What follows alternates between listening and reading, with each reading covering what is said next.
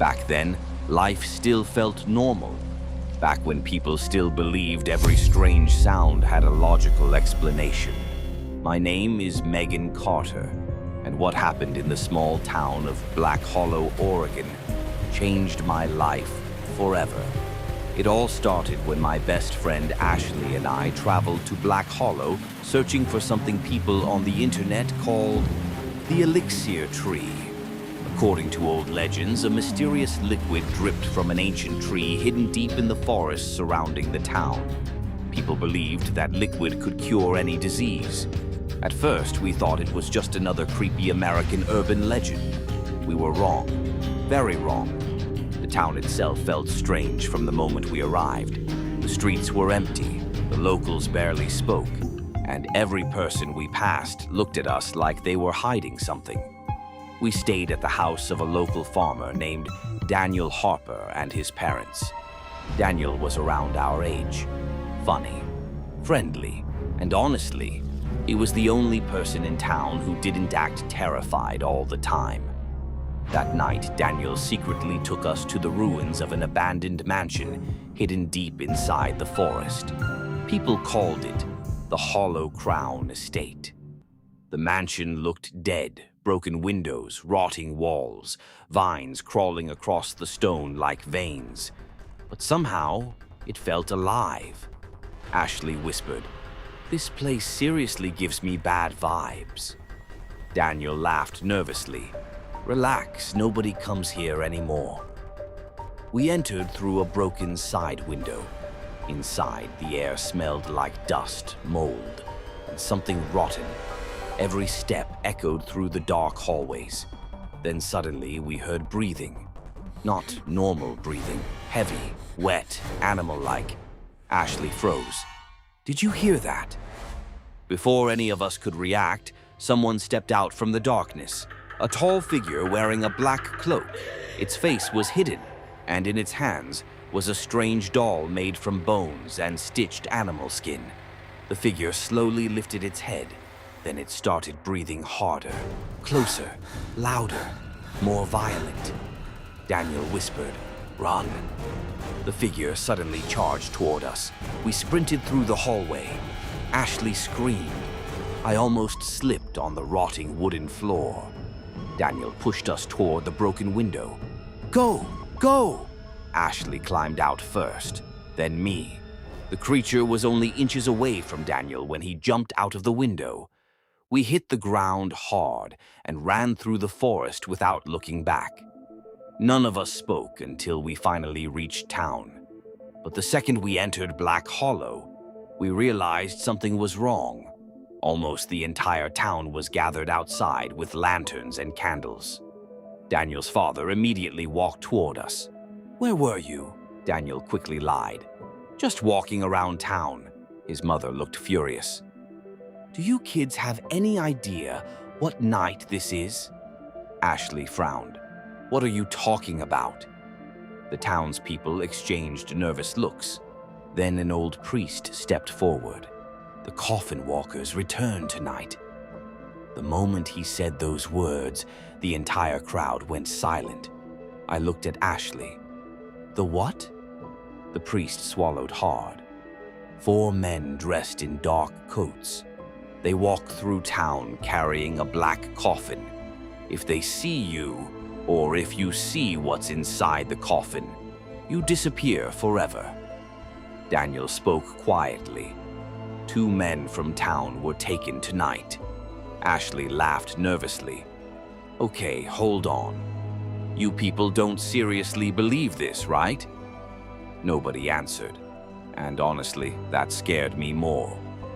Later that night, Ashley and I sat inside our room. Rain hammered against the windows. Ashley whispered, "This town is insane." But I couldn't stop thinking about something. That mansion, that cloaked figure, and the strange tree from my dreams. Because ever since I was little, I'd seen the same giant tree in my nightmares. And now, I knew it was real. The next morning, Daniel took us into the forest. As we walked deeper into the woods, the air became colder. The trees blocked out almost all sunlight. Then finally, we saw it. A massive ancient tree standing alone in the middle of the forest, its roots twisted across the ground like giant snakes. Ashley stared in shock. "Oh my God!" But I couldn't move because I recognized it instantly, the tree from my dreams. Daniel smiled. "That's the elixir tree." Ashley looked around. "Where's the healing liquid everyone talks about?" "It only appears during the full moon," Daniel explained. Then Ashley asked the question we'd both been thinking. "What does this tree have to do with the coffin walkers?" Daniel's expression suddenly changed. "That story goes back over 400 years. He pointed toward the tree. "During the 1600s, a deadly plague destroyed this entire region. Thousands died. The governor's daughter disappeared into the forest for over a year. When she finally returned, she carried a black seed. That seed became this tree. The liquid from the tree cured the plague. But after that, something terrible came with it." Ashley whispered, "The coffin walkers?" Daniel nodded slowly. "Nobody knows where they came from, only that they appear whenever darkness returns to Black Hollow." Suddenly, we heard bells ringing in the distance. Daniel's face turned pale. "We need to go back, right now." That night, the entire town gathered in the center square. A famous occult expert from the mountains had arrived. An old man dressed in white robes stepped forward. "The evil surrounding this town has awakened again," he warned. People began panicking. The old man prepared a ritual circle using candles, bones, and black ash. The wind grew stronger. Then we heard it. Thud, thud, thud. Heavy footsteps coming from somewhere beyond the fog. Everyone froze. The occult expert continued chanting. The footsteps grew louder, closer, closer. Then 4 tall figures emerged from the darkness. The coffin walkers.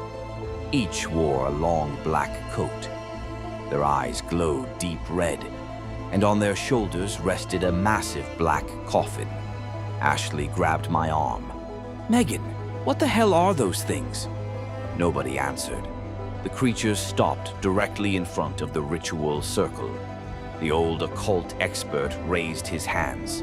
"Leave this town!" The coffin slowly creaked open. The second it opened, people started screaming. The priest collapsed. Blood poured from his eyes. The old occult expert looked terrified. Then suddenly, his entire body froze solid. Cracks spread across his skin. And right in front of everyone, he crumbled into gray dust. Panic exploded across the town. People ran in every direction. The coffin walkers disappeared back into the fall. That night, I had another dream. But this time, it felt real. I stood in the forest wearing an old white dress. Someone touched my shoulder. I turned around and saw my own face staring back at me. I woke up screaming. The next morning, the real master occultist finally arrived in Black Hollow. Unlike the others, he looked genuinely afraid. He stared directly at me. Then he whispered, "Impossible." Daniel stepped forward. "What is it?" The old man spoke slowly. "She carries the soul of the governor's daughter." The room fell silent. Ashley laughed nervously. "Okay, yeah, no, we're leaving." But the old man continued. 400 years ago, the governor's daughter made a deal with something ancient, something dark. She wanted to save her people from the plague. The coffin walkers gave her the black seed in exchange for a promise. One day, her soul would return to awaken the darkness again. I felt cold. "You're saying that girl was me?" The old man nodded. "Reborn." Suddenly, the windows exploded inward. The wind roared through the house, and from outside, we heard the footsteps again.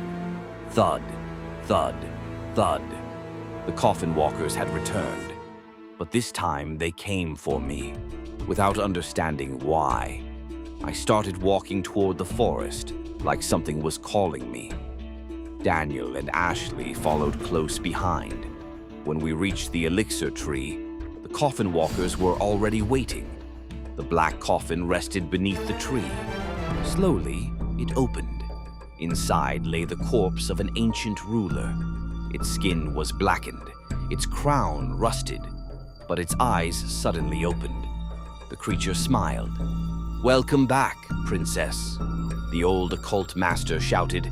"If the king rises again, this entire region will fall into darkness." The coffin walker stepped toward me. "Fulfill your promise." Daniel stood in front of me. "She's not going anywhere." One of the creatures threw him across the ground like he weighed nothing. Ashley screamed. At that exact moment, white liquid began dripping from the ancient tree. The elixir. The occult master stared in shock. "The full moon has begun." He quickly turned toward me. "The elixir can destroy the curse forever, but only if someone willingly sacrifices their soul." Daniel slowly stood up. "I'll do it." "No!"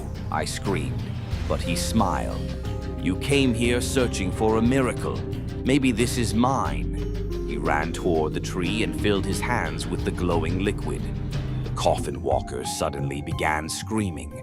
The forest shook violently. Daniel threw the elixir into the ritual fire beneath the tree. A blinding white explosion burst through the forest. The coffin walkers caught fire instantly. Their screams echoed through the mountains. The black coffin cracked apart. The dead king turned to ash. The entire forest trembled. I ran toward Daniel, but his body was fading. Tiny pieces of ash floated from his skin. Tears filled my eyes. "Daniel," he smiled weakly, "now your nightmares can finally end."